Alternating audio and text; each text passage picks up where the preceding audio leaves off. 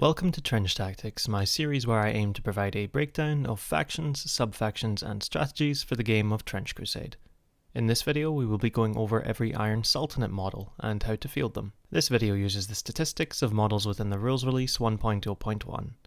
As a warning to my viewers, I will definitely pronounce a lot of things wrong in this video. I mean no disrespect in doing so. Feel free to correct me in the comments. The Iron Sultanate is considered to be an all-rounder faction at its core, with some very interesting and specialist sub-factions. It is important to know the core faction before delving into their variations, so the core faction is what we will cover right now. They have good options for both melee and ranged, but generally perform best with a gunline playstyle at the heart of their strategy. The elites of the Iron Sultanate are quite powerful, with fun rules and abilities that can outperform other non-monstrous elites. While they are unlikely to beat out a Praetor or Lord of Tumors, they tend to have the edge over models like Lieutenants, Heretic Priests, and even War Prophets. The Jabirean Alchemist is a very versatile model that we'll discuss that is very well respected, and you'll see why later in the video. They have access to a decent armory, with the Siege Jezzail being a standout mid-range weapon with no purchase limit. Especially important to their arsenal is alchemical ammunition, a piece of equipment that grants +1 dice to hit at range for 3 ducats, applying to the Jezzail, Siege Jezzail, Ali Bozan, or Halberd gun. This alone is a big part of what makes the Iron Sultanate possibly the best faction at accurate mid-range shooting. Worth noting is that the current community consensus of the Iron Sultanate is that they aren't awful, but they definitely struggle to deal with armor. In the current meta, things that ignore armor are valued especially highly, and for good reason, and there isn't a whole lot of that in the Sultanate. The rules writers have acknowledged this in interviews, so this is likely to be addressed as the game develops further. With that all said, let's take a look at the roster. Starting at the top, we have the Yuzbazi Captain, 70 ducats for 6 inches movement, +2 dice in melee and +2 dice at range. He has the elite keyword, leader, tough and negate fear. Leader means that if they are on the field and not downed, you roll morale with +1 dice. Tough means that the first time an injury roll would take the model out of action, it is treated as a down result. Lastly, negate fear allows you to ignore the -1 dice debuff in melee caused by models with the fear keyword. A recent addition to the captain is their ability to take the upgrade Janissary Veteran, costing 10 ducats but giving them the strong keyword and the ability countercharge. Strong allows them to ignore the heavy keyword, and allows them to wield a single two-handed melee weapon one-handed. Countercharge means if the first action a captain takes during their activation is a charge, they add +1 dice to melee attacks for the rest of their activation. This ability is a bit niche due to how rarely you'll get the bonus. Generally, you want to use an assault weapon like grenades before charging, which nullifies the bonus. The 10 ducat cost is usually justified anyway, just for getting the strong keyword. Mubarizon, however, is a very powerful ability, granting +1 injury dice for attacks made by a captain if the target has the keyword tough. Importantly, this works for both ranged and melee attacks. Taking this all into account, the captain is a very solid combat-focused leader model. Taking the Janissary Veteran upgrade is almost a must-have, as it enables important loadout options. The Mubarizon ability allows them to have a crucial edge against enemy leaders like the new Antioch Lieutenants or Heretic Legion Priests. They are limited to 1 and are mandatory to take for vanilla Iron Sultanate lists. Looking at their builds, the most common choice for a captain is a jack-of-all-trades setup, costing 182 ducats. Take the Janissary Veteran upgrade, Siege Jezzail, Frag Grenade, Greatsword, Alchemist Armor and Alchemical Ammunition. Frag Grenades have 8 inches range, 2 inches of blast, assault, ignore cover and long range, and have the shrapnel keyword. As grenades with blast, they can be used to target points on the board and accurately hit opponents in melee with allied units. Assault means you can still charge and attack in melee after using them, while shrapnel means they inflict an extra blood marker. The Siege Jezzail has 30 inches of range, +1 dice to injure, and heavy, meaning it requires the strong keyword to be used and still allow for movement.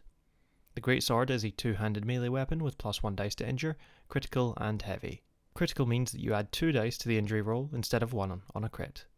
Alchemist Armor grants -2 armor, while also negating gas and fire, which is very valuable as negation of fire is rare in non-heretic, non-core factions.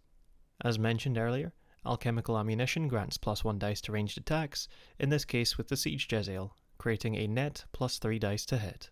This build takes full advantage of the versatile stat line, enabling effective play at long range or with an assault combo. Worth noting is that the Siege Jezzail and Greatsword are especially good on the Captain, as with Mubarizon they total +2 dice to injure against tough targets. It's probably worth also taking a combat helmet on the Captain, and you can also add in a medikit for 5 ducats if you've got some to spare. Another, much less common build is the Gatling Gunner.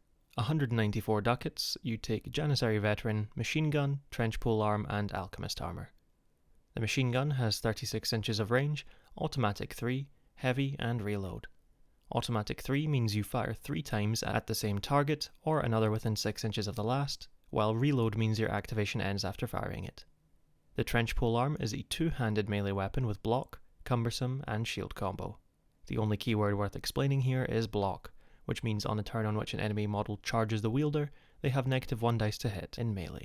This build focuses on turning the machine gun into a deadly weapon against tough targets, allowing 3 accurate shots with +1 dice to injure. The build requires careful positioning due to reload, which often leaves the Captain in vulnerable positions. Again, it can be worth adding in a combat helmet or medikit, and if you're feeling crazy you can switch the polearm for a frag grenade and a greatsword for a very expensive hybrid approach. Our second elite is the Jabirean Alchemist, 55 ducats, 6 inches in movement with +1 dice in melee and +2 dice at range. Their main ability is Mastery of Elements, which means the first time in a game that the Alchemist is deployed, you can give all of their ranged and melee weapons fire, gas, or shrapnel. Notably, this does not apply to grenades. All of the weapons receive the same keyword, and it does not double existing keywords, so for example, having shrapnel twice on the same weapon wouldn't cause 3 blood markers.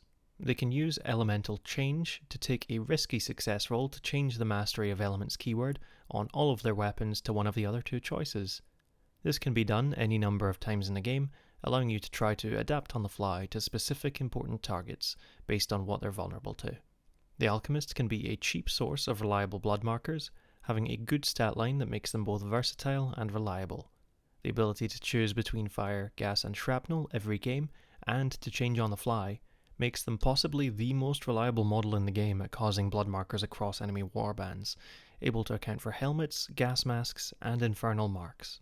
You can equip the Alchemist quite cheaply and still have them perform well, but because they lack tough and don't negate fear, they must be played somewhat carefully. They are limited to 1 in core Iron Sultanate. Looking at their builds, there are 2 that are especially well regarded among Iron Sultanate players. The first is the Blood Sniper, 90 ducats, and the only thing that they need is a sniper rifle. The sniper rifle has a whopping 48 inches of range, with +1 dice to hit, critical, risky, and ignoring armor on a critical hit. There isn't a great amount to say here. The build's purpose is to enable the Alchemist the range and reliability to put 2 blood markers on almost anything across the board, or pick off lightly armoured foot soldiers. If you know the enemy is likely to have the range to shoot back at the Alchemist somewhat reliably, you can throw standard armour on them for 15 ducats to get them some more survivability. The other build is a lot crazier, the one-man bloodbath. 119 ducats gets you 2 pistols, frag grenades, reinforced armour and a combat helmet. The pistols have 12 inches of range and can be used in melee with either your ranged or melee profile. Remember though, Mastery of Elements does not apply to grenades, but right now grenades are so good we don't even mind. The plan for the build is to use the grenade, charge, then fire the pistols, which with the Mastery of Elements buff can cause 6 blood markers in a single activation if the target doesn't negate shrapnel. We take the pistols over trench clubs as they allow us to utilise the better ranged profile in melee, and if the Alchemist armour isn't taken by the Captain, you can steal it and drop the combat helmet, changing the total build cost to 124 ducats. Lastly, for the Alchemist, I'll touch on the Mastery of Elements matchups. As you select your element during deployment, you should have access to the opponent's list and be able to check their battle kit. If you see the enemy list has a lot of combat helmets, don't take shrapnel. If they have a lot of gas masks, don't take gas. Fire is very reliable and difficult to resist for New Antioch and Trench Pilgrims, while it is the obvious choice against Black Grail, who are explicitly weak to fire. Never take the fire keyword against Court, as almost all of their models resist fire due to the demonic keyword. Heretic Legion also has access to negating fire, as do some sub-factions, so just check what the enemy has and choose based on that. With the Alchemist, you have the information advantage. Countering the enemy list is kind of the point of their ability. Next up, a model that can appear to have some very complicated rules, the Sultanate Assassin. Costing 85 ducats base, it has 6 inches of movement, plus 2 dice in melee and plus 1 dice at range. They come inbuilt with the keyword Infiltrator, enabling them to deploy after all non-infiltrating models anywhere out of line of sight of opposing forces and 8 inches away from enemy models. They have the ability Time Slip, a unique and powerful trait that means if an attack misses the assassin, they can redeploy anywhere within 6 inches of the original location, measuring from center base to center base, as long as they stay away 1 inch away from enemy models. This doesn't count as a retreat, so it doesn't incur attacks if they use Time Slip to leave melee. This helps the assassin be a bit more mobile, but can also help resist high volumes of fire, as all it takes is 1 miss and the assassin can end up out of line of sight for the next model. Their next ability is Temporal Assassin, which is a bit wordy but very cool. After rolling a charge for an assassin that has not fought yet, you can choose 2 different enemy models that the assassin can reach with its charge, and move the assassin to within 1 inch of one of those enemy models you picked as normal, then make a melee attack against the enemy model as the target. After resolving the melee attack, you can redeploy the assassin to within 1 inch of the other model, and then make a second melee attack with the other enemy model as the target. The assassin must use the same weapon for both attacks, and cannot take a fight action later in the same activation. You also cannot use offhand attacks, so you hit both enemies with 1 weapon, then finish next to the second target. The assassin has some very fun abilities, and is a very slippery, high risk, high reward model. They are expensive, high skill ceiling models that can be difficult to use effectively, but reward skilled play. Infiltrator is very valuable in scenarios that allow it, and if played well, this can help them effectively threaten the enemy backline. They are limited to 1 in core Iron Sultanate. In standard Iron Sultanate, they have a relatively fixed build. For 157 ducats, they take frag grenades, Assassin's Dagger, reinforced armor and a trench shield. The Assassin's Dagger is a one-handed melee weapon with a +1 flat injury modifier, critical, and is only usable by the assassin. With reinforced armor and the trench shield, the assassin reaches the coveted -3 armor total. This is an assault combo build, where ideally the frag grenade hits 2 enemy models before you target both with Temporal Assassin, generating high value and hopefully inflicting down or out of action when cashing in the grenade blood markers with the Assassin's Dagger. In terms of variation, they can benefit from a combat helmet or gas mask since they like to be up close. A wind amulet can also be beneficial on the assassin, a 10 ducat piece of equipment that adds 3 inches to their movement for a turn once per game.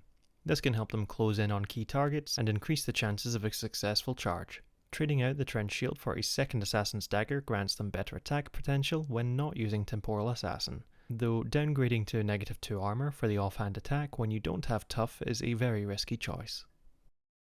Now we move on to the non-elites and start with a much simpler model.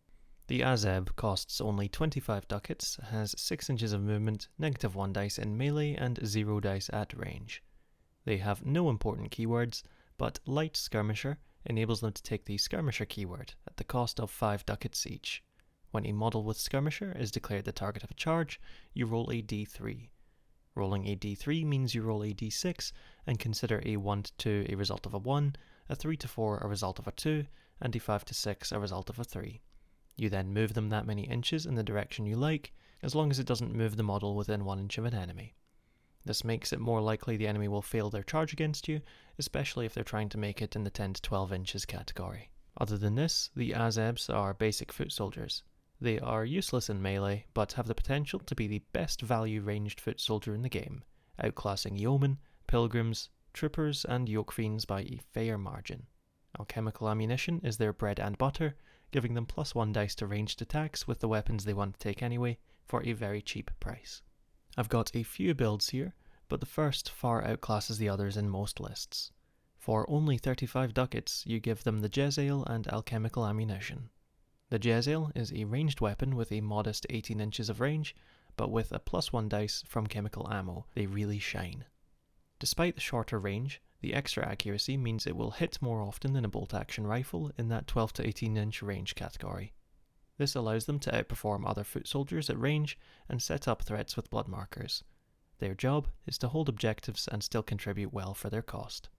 An alternate build is the Flamethrower, a more expensive 55 ducats. Flamethrowers have 8 inches of range, auto hit, and have -1 dice to injure, ignoring armor. Ignoring armor and having the fire keyword, which adds an extra blood marker on injury. This build's purpose is to inflict blood on important targets, especially armoured models where Jezzails may struggle to injure. Taking Skirmisher on the flamethrower user can be decent, but if you're firing at 8 inches against a model with 6 inches of movement, you need to roll very high and they need to roll very low for it to make a difference. The Instrument Carrier is the final build I'll showcase, 53 ducats to give the Azeb a frag grenade and an instrument. Musical instruments are good because they give allies within 4 inches +1 dice to dash attempts. This helps assault or melee focused allies like Janissaries, Assassins, Pistol Alchemists, etc. Unlike some other factions, the instrument isn't mandatory for the traditional mid-range playstyle and is only really valuable when you're building a melee-centric list. And now we go from a model with very little in terms of rules to a whole lot, with the Sultanate Sapper. 50 ducats for a model with 6 inches range, 0 dice in melee and +1 dice at range. They have the ability to place and interact with mines, which comes with a lot of rules explanation, but it's actually pretty simple. To set the mine, if they are in contact with a terrain piece that is 8 by 8 inches or smaller, they can take a success roll with +2 dice. On a success, the terrain is considered mined. If they want to try to defuse a mine, they move into contact with it and make a risky success roll. On a success, the mine is gone. On a failure, it goes off. When it comes to how the mines detonate, if a model moves into contact with a mined terrain piece, the mine will detonate unless the model is the one that sets the mine, or has the diffuse mine ability. When it does, make an injury roll with the shrapnel keyword for the one causing it to detonate. Once that is resolved, the terrain is no longer considered to be mined. Flying models only detonate mined terrain if they finish their move in contact with the terrain piece. This means they can fly across or past mined terrain without setting it off. Other than that, the Sapper has the ability Forward Positions, meaning they must be deployed up to 6 inches away from your deployment zone and in contact with a terrain piece that is at least half an inch tall. They can also fortify, taking a risky success roll to grant themselves cover until they move from their position. Sappers should end every turn by trying to fortify if they've already dashed or if they don't need to move any further. Overall, Sappers serve as aggressive objective denial. For twice the cost of an Azeb, you get better stats, forward deployment and area denial via mining. They also come inbuilt with a shovel worth 5 ducats and have access to an exclusive shrapnel weapon, though right now grenades are simply too good and outclass it. Mines are low impact against armoured targets, but are useful against those who go without. You can have up to 2 sappers in a core Iron Sultanate list. Looking at their builds, you usually pay 73 ducats to give your sapper a pistol, frag grenade and trench shield. Their ranged profile makes them good with grenades, and the pistol gives them better chance of hitting in melee, which is likely to occur due to their close range playstyle. For variations, combat helmets or gas masks are valuable on them due to the fact that they push the front line, and standard armor is an optional but expensive option to make them more durable. The Wind Amulet is a possibility that enables them to claim or mine objectives early in combination with forward deployment, but the value on this is niche. Some recommend switching the shield for a pistol, creating a build known as Sapper 69, as it costs 69 ducats and is a reference to Priest 69. This build is risky, but you can output a lot of blood markers, similar to the Alchemist pistol build. Now an iconic model, the Lion of Jabir. 60 ducats, 8 inches of movement, +1 dice in melee and no capacity for ranged actions. They cannot be given any battle kit except for the Wind Amulet and armor, but they can still attack in melee thanks to teeth and claws. You can upgrade them with the keyword Fear for 5 ducats each, allowing them to ignore fear and causing enemies in melee to have -1 dice to hit them. Agile lets them take an extra +1 dice to climb, jump, diving charge and dash, which when combined with their 8 inches of movement makes them the fastest model in the roster by a large margin. Artificial Life makes them tankier, causing incoming injury rolls to have -1 dice. Pin is their last ability, meaning enemy models that are downed and on a base size of 40mm or less cannot stand back up if a Lion of Jabir is within 1 inch of them. This applies even if the lion is also downed. Lions are fast, disruptive distraction models for the Iron Sultanate. They're fast and can reach and contest objectives quickly or harass the enemy backline. Pin and Fear makes them brilliant at tying up enemy models in melee, as those who don't resist it and are affected by Pin get -2 dice to hit the line total while downed. You can bring up to 2 lines in core Iron Sultanate lists. Due to battle kit restrictions, they don't have much in the way of builds. 80 ducats gives them the standard loadout, taking Fierce and Brave and standard armor. Negating and causing fear is important to a melee model, and -1 armor from standard works nicely with artificial life to increase the line's durability. Generally, you want to pay for the upgrade in armor, as it improves their odds of survival in a number of ways. Lines rely on downing and utilizing Pin to deal any real damage, and often serve better supporting other melee models like the Captain or a melee-centric Brazen Bull. You can pick up the Wind Amulet on them for 10 ducats, but Wind Amulets are limited to 2. In a faction that struggles a bit with mobility, you're best saving those amulets for the models that really need them. I want to take a quick moment here to shout out a project that I have a lot of love for, and that's Trench Decks. I've mentioned them before. They offer high-end, high-quality printed cards for Trench Crusade that fit in standard sleeves. They contain detailed, accurate information for reference to make your games run quicker and smoother. They're available for every faction, mercenaries included. Trench Decks have also released cards to supplement games of Trench Crusade in the form of Field Command and Wicked Weather. Field Command allows you to build a hand of command cards, adding an extra layer of strategic depth to the game, while Wicked Weather gives random effects to make every scenario unpredictable. If any of this sounds like something you'd like to check out, show them some support. Their link is in the description below. Next up are the Janissaries. 55 ducats, 6 inches of movement with +1 dice in both melee and ranged. They come with the keyword Strong, which is very good for enabling a variety of builds. They also have countercharge, which works the same way it does for the Captain, meaning if their first action on a turn is to charge, they get +1 dice to melee for the rest of their activation. Janissaries are an affordable source of Strong, having a solid stat line for a reasonable cost. They are very versatile and can fill gaps in your list at any range bracket. They benefit from being more flexible than other faction equivalents, like the Mechanized Heavy Infantry or Hell Knights, as they have no inbuilt armor tax. As mentioned before, countercharge can be good, but rarely comes up. Finally, they can take reinforced armor, despite not being elite, and you can take up to 6 of them in a list. Checking out their builds, the most common role of a Janissary is as a Siege Jezzail carrier. 110 ducats gets them the Siege Jezzail, alchemical ammunition, and a trench polearm with standard armor. Being strong enables the Siege Jezzail to be used effectively, and as mentioned, it is a very well respected and valuable weapon. Alchemical ammo gives them a total of +2 dice at range, which is a fantastic stat point to be at for the sake of firing at long range. The trench polearm enables melee where needed, and adds an extra little bit of protection, but can be downgraded to a club or dropped entirely for tighter budgeting. The alternate melee focused build costs 117 ducats, and includes frag grenades, a greatsword, trench club, and reinforced armor. This creates an assault combo build that utilizes the +1/+1 stat line and performs best with an instrument carrier in the list due to the low mobility Janissaries suffer from. Wind Amulet is optional and can help counteract this, and a combat helmet is usually necessary due to the prevalence of grenades. And finally, the centerpiece of the Iron Sultanate, the Brazen Bull. 100 ducats to field, they come with 6 inches movement, +2 dice to melee, and 0 dice at range, preloaded with a slew of keywords. They have some battle kit restrictions, being that they can only take weapons with the heavy keyword, and may not have a shovel unless they take the Married shovel, which is just a regular shovel but more expensive. Thankfully though, the Bull has access to some exclusive and powerful weaponry. They have Fear, Strong, and Tough, all of which I've covered before, and all of which are useful and powerful in their own right, and just like the lines of Jabir, have Artificial Life, meaning the injury rolls made against them are made at -1 dice.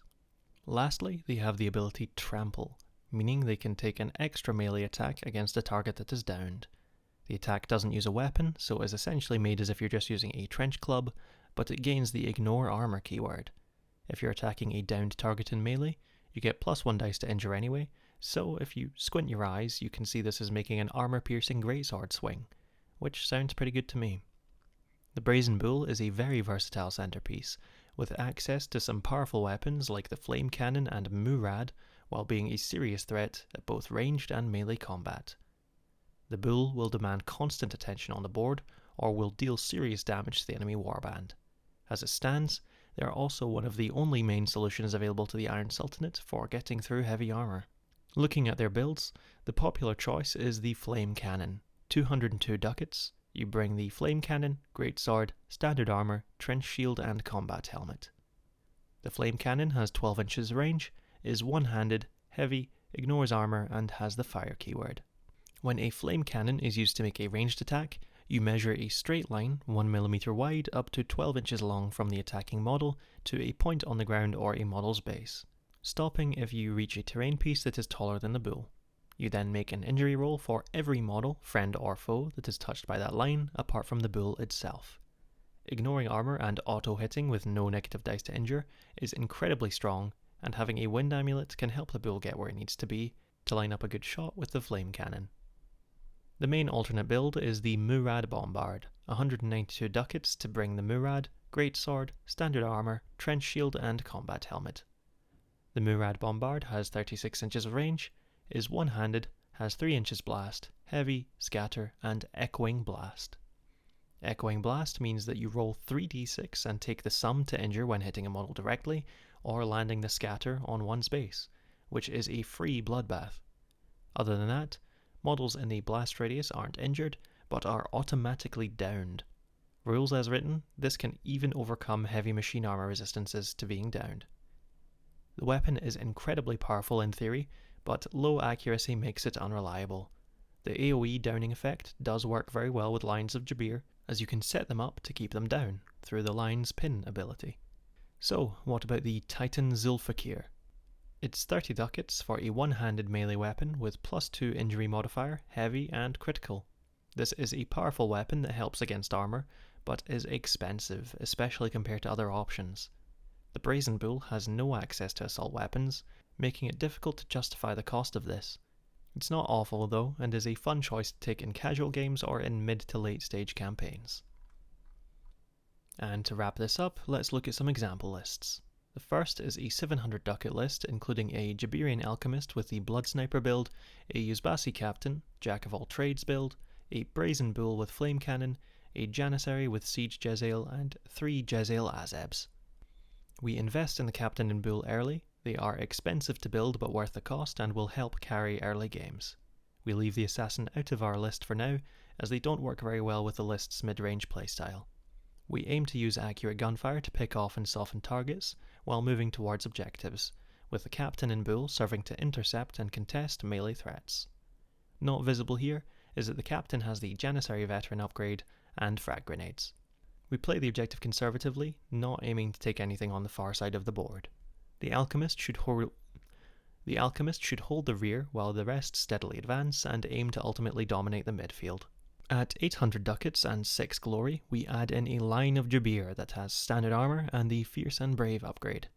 The Iron Sultanate core have very limited glory options, so I would generally consider adding mercenaries, like the Mamluk Faris, but as I haven't done a video on mercenaries, I will just stick to equipment. Adding holy relics to the Alchemist and Captain grants them a blessing marker at the start of every game, helping them defensively by reducing incoming injury dice, or with key actions like dash attempts. The last of the glory is spent on giving the Captain a Takwin Anka bird, which causes incoming melee attacks against him to be risky, and also making it so that retreating from him requires a risky action check as well. The Lion is a speedy model that's valuable for objective grabbing, but also for protecting and assisting the Captain and Bull against hard targets, especially those on 40mm bases or under that the Lion can pin. With remaining ducats, we give the Captain a Trench Club for an offhand attack, and we give the Bull a Titan Zulfakir. With a Lion in the list, melee is more viable and will likely result in greater value with a pin trample combo. That's all for this video, thank you so much for watching. Thank you so much as well to my channel members Jack Pembroke, Garrett Wilson, Christian Westerland, Andrew Olsen, and Well Cool Guy. Your support means so much. Also a big thanks to my Lieutenant tier patron, Xavier Romero. I offer personal amateur coaching on my Patreon at this tier, so check it out if you're interested. Anyway, if you enjoyed, like and share the video, leave a comment telling me what you want to see next, subscribe if you want to stick around, and become a channel member or patron if you want to honour me with that support. In return, you'll get your name in the credits, and soon get to vote on what faction or sub-faction gets covered next. This has been Trench Tactics. I will see you around.